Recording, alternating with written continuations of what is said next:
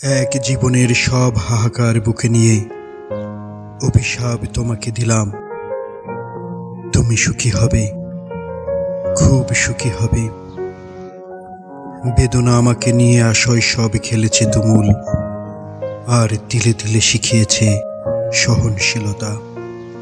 নীলাজ নখের মতো দুঃখ কেটে কেটে আমি আজকাল অর্জন করেছি মৌন উদ্ভিদের মুখর স্তব্ধতা।